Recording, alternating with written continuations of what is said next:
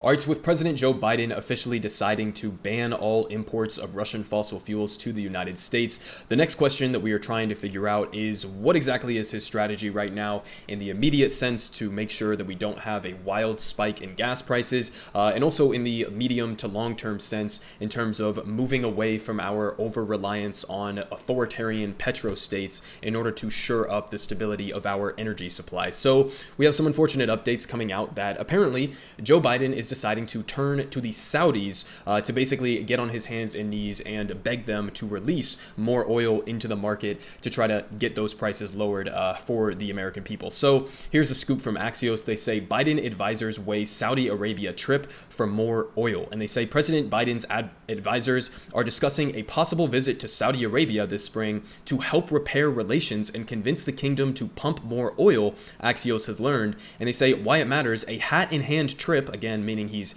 getting on his hands and knees and begging an authoritarian theocratic monarchy that dismembers journalists and is incredibly repressive. He is getting on his hands and knees, and it would illustrate the gravity of the global energy crisis driven by Russia's invasion of Ukraine. And Biden has chastised Saudi Arabia, and the CIA believes its de facto leader, Crown Prince Mohammed bin Salman, was involved in the dismembering and the killing of Washington Post journalist Jamal Khashoggi. And so they continue saying the possibility also shows how Russia's invasion is scrambling world alliances, forcing the U.S. to reorder its priorities and potentially recalibrating its emphasis on human rights. That's an interesting way to phrase this, but we'll circle back to that.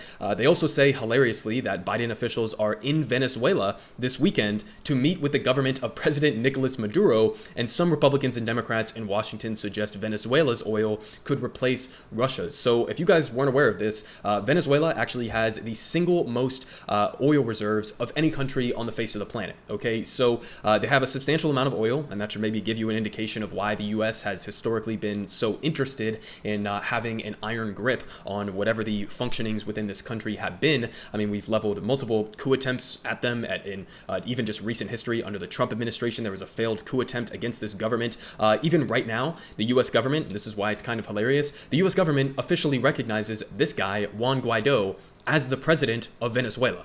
Okay, so they're meeting with President Nicolas Maduro, who is the actual president of Venezuela, and basically kind of kicking Juan Guaido to the curb after they failed to install him as the coup-led leader of Venezuela. So again, it's kind of funny because we've been completely sanctioning Venezuela into oblivion. We've been killing civilians with our insane sanctions on Venezuela. We tried to do multiple coup attempts that completely failed.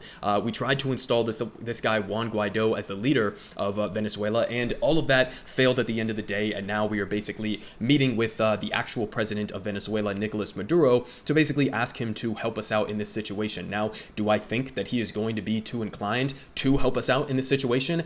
No, absolutely not, especially considering that the history of the ties between Venezuela and Russia run deep.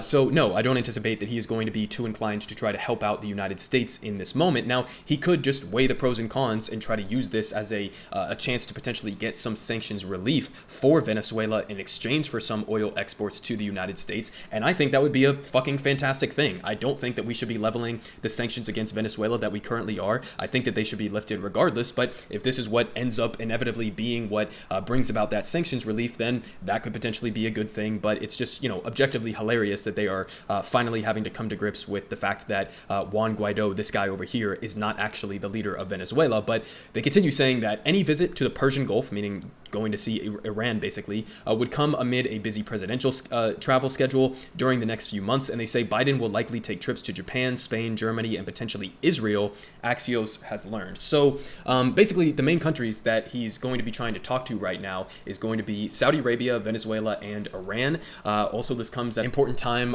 with our relationship with Iran and potentially forming some sort of a new Iran nuclear deal 2.0. So this could potentially be a bargaining chip in that for Iran. So it's going to be really interesting to see how this plays out. But the overarching point here is that most likely the scenario is going to play out in which Joe Biden basically, instead of creating Saudi Arabia to be the pariah that they are, as he promised he was going to do on the campaign trail, this could basically result in Joe Biden getting on his hands and knees and trying to shore up our relationship with Saudi Arabia in order to try to get them to release some of their oil reserves into the global market. So that is the worst of all of these different options between those three countries. countries, in my opinion. Now, part of the reason for that is how exactly does this send a message to the world? If the entire point of banning Russian oil imports to the United States is to punish Russia for their violent actions, if the entire point is to try to take some sort of a moral stand against Russia, then what the fuck does it say if the people that you are running to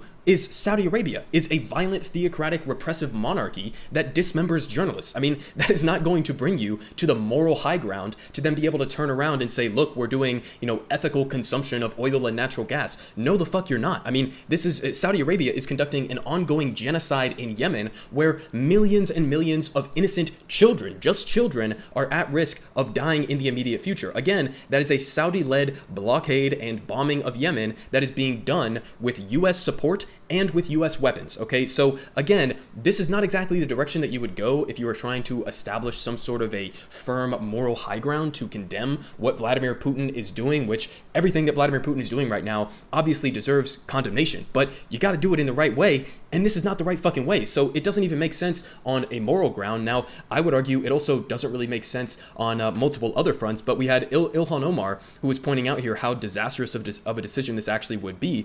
She says, our response to Putin's immoral war shouldn't be to strengthen our relationship with the Saudis, who are currently causing the worst humanitarian crisis on the planet in Yemen, and Yemenis might not matter to some geopolitically, but their humanity should, and this is a wildly immoral act. And so, yes, of course, she's 100% right to say the least. Now, again, there could be multiple different reasons for why Joe Biden is deciding to go to Saudi Arabia over these other countries. Obviously, he doesn't want to have to provide Venezuela with potential sanctions relief. He doesn't want to do the same for Iran. He wants to remain as, aggressively anti-Venezuela because scary socialist Maduro, etc.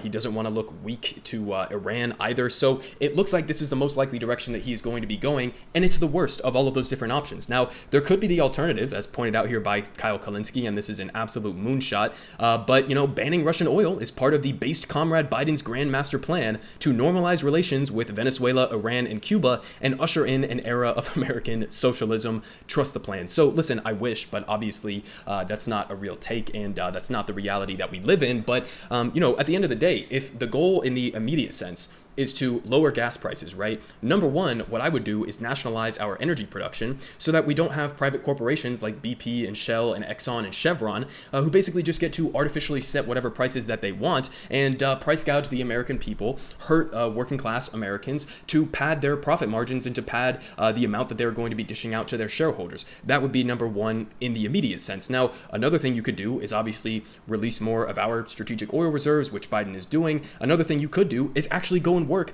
with Venezuela and Iran and use this as an opportunity to repair some of those relationships. That's absolutely something that you could be doing instead of going to fucking Saudi Arabia and still relying on an incredibly repressive and violent theocratic monarchy that is doing a fucking genocide in Yemen. So it doesn't really seem to make much sense economically in terms of immediately lowering gas prices or in the long run giving us energy independence. This would just be moving us from one violent authoritarian petrostate in Russia to being completely reliant, or more so reliant, on another violent authoritarian petrostate in Saudi Arabia. So it wouldn't really be a solution on any moral grounds. It wouldn't really be a solution necessarily on any immediate economic grounds, certainly not in the long run. And at the end of the day, the actual solution in the long run is to completely transition away from fossil fuels. So we shouldn't be reliant on fossil fuels in the first place. We should be doing substantial investments right now in renewable energy so that we aren't reliant on any countries, including our own country, in order to dig up these incredibly destructive fossil fuels from the ground and continue to completely destroy the planet and evaporate any chance of future habitability of the earth. So, it doesn't really seem like Joe Biden's current plan right now of going and meeting with the Saudis and getting on his hands and knees is going to produce any good results at all. Again, both on a moral ground, on an economic ground, and even from a political stance, in the sense that, going and doing this right now is going to drive gas prices up, or, this situation with banning Russian oil and gas imports is going to drive gas prices up. And so if this is your strategy, it's going to hurt you domestically, politically as well, on top of not even giving you the moral high ground to then turn around and criticize Putin from. So it doesn't really seem to make sense from any different angles, but, at the end of the day, maybe Kyle Kalinske is right, and maybe this is just Comrade Biden's plan to initiate some grand master strategy for American American socialism. But, that's, again, unfortunately not the reality we live in, and we'll have to see how exactly this plays out.